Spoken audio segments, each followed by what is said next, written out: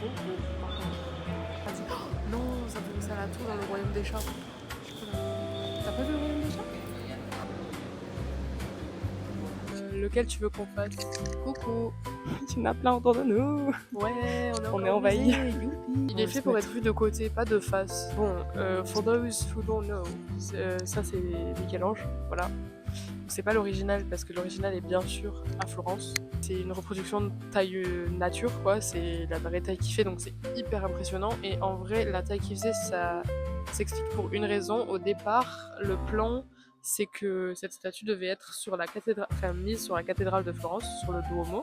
Et je vais pas vous faire la leçon d'histoire de l'art et vous dire ouais, Michel-Ange c'est super, il a changé plein de trucs dans l'art occidental, parce que bon, c'est le cas, mais voilà. Il y a plein d'éléments intéressants. Le premier, c'est que Michel-Ange, quand il commence cette commande, elle est déjà débutée. Et le bloc de marbre qu'il utilise a déjà été entamé, si on peut dire ça comme ça. Il le fait tout seul, parce que, bon, Michel-Ange est un super artiste, mais aussi un énorme disons-le, qui du coup était extrêmement solitaire et qui, dès qu'il commençait des projets en groupe, il trouvait forcément quelque chose à blâmer chez ses collaborateurs, donc il finissait par se retrouver tout seul. Sinon, vous savez que la statue s'appelle David, je sais pas si vous connaissez un peu l'épisode de David et Goliath dans la Bible, mais bon, en gros, David est un jeune homme, je crois 13 ans dans les récits bibliques, qui va se battre contre le géant Goliath qui fait 4 fois sa taille, et qui est absolument effrayant, mais David va réussir à le battre grâce à ce qu'il a dans la main, une fronde. Donc juste une fronde avec un caillou va suffire. Voilà.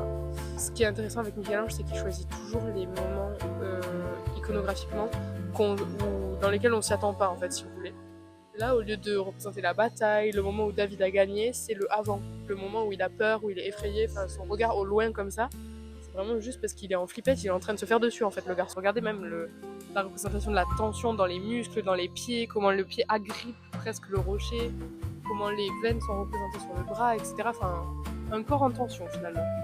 Voilà. Et je crois pas qu'il y ait eu d'intérêt anatomique comme Léonard de Vinci a pu regarder des dissections, etc. de corps. Je me souviens plus en fait si Michel-Ange a aussi eu ça, mais bon, son homosexualité a un peu aidé. Voilà, comme ça. Bon, après, c'est un peu globalisant de dire ça sur les artistes de la Renaissance, mais l'influence antique, obviously, est là. La position, elle s'inspire vraiment d'une statue antique qui est redécouverte à ce moment-là, qui s'appelle l'Apollon du Belvédère. Je mettrai une petite photo. Petite photo de l'Apollon du Belvédère. Pas mal, ouais, je sais. Voilà.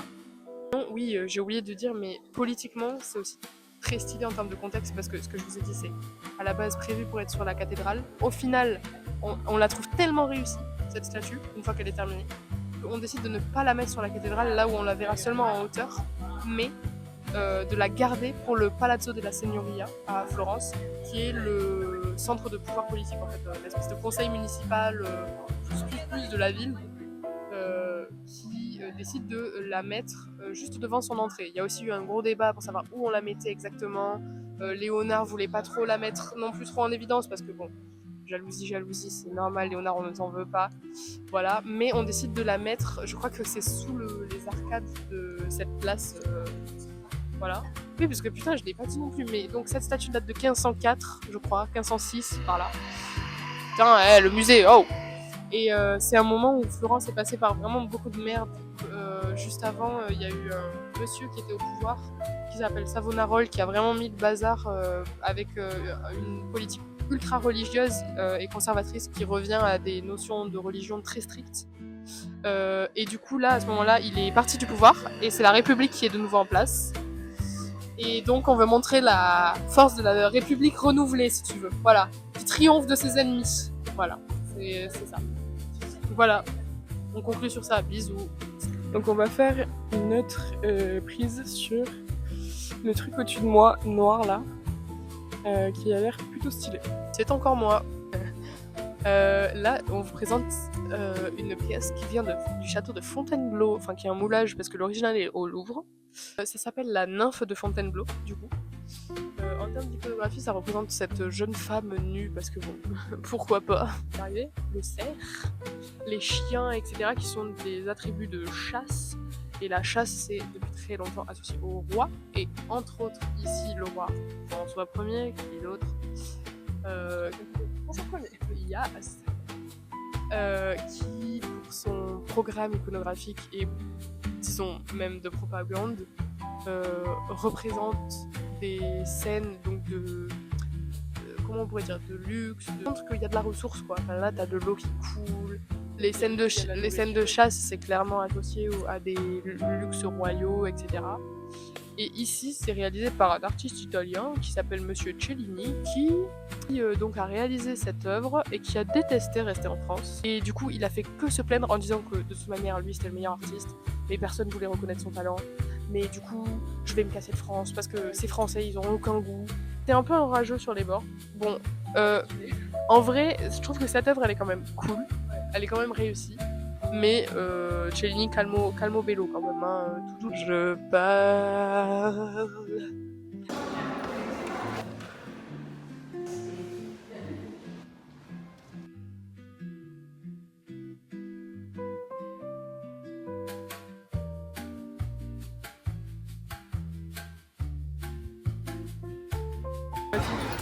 T'aimes bien les dinosaures? Dans les dinosaures, aussi.